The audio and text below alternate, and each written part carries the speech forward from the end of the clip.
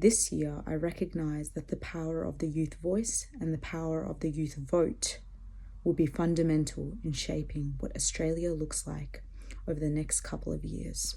I will be voting for a parliament that represents the fundamental issues of gender equality, racial discrimination, and climate change.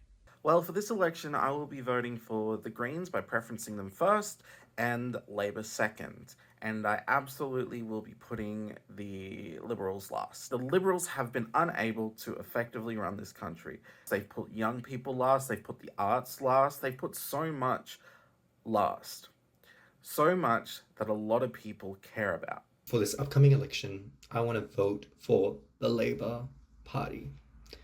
I think they're for the people, and my only concern is every policy that they're putting up, whether it be increased funding for NDIS, Medicare, more wages.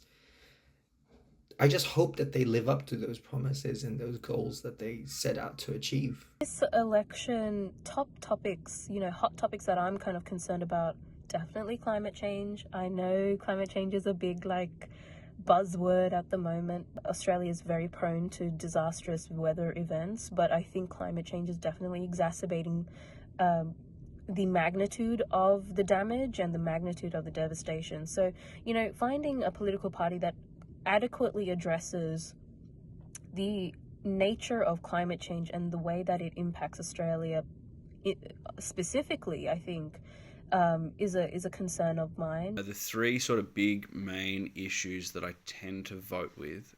The first one, biggest one, is climate change. I think it's safe to say if that's not on your priority list, maybe need to reevaluate a little bit. Second big issue that I tend to sort of pay attention to when I'm voting is welfare, and especially anybody who is interested in welfare reform. I think we've got a lot to learn from Scandinavian countries and other European countries in their incredible welfare systems. It's become kind of a radical belief, but I believe that everybody has earned the right to be alive. Which kind of brings me to the third point, which is government housing.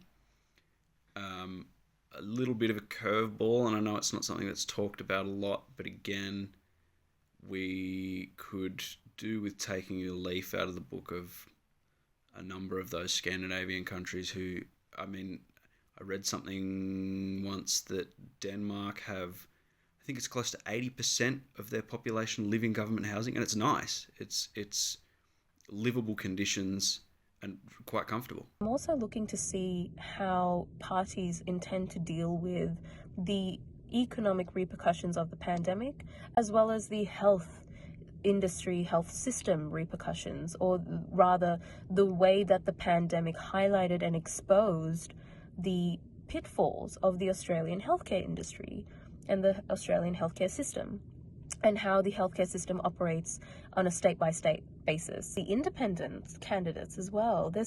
We're seeing such an unprecedented, I think, loophole in the situation that Climate 200 has posed, of independents acting in a networked manner that is very similar to how a party works and operates.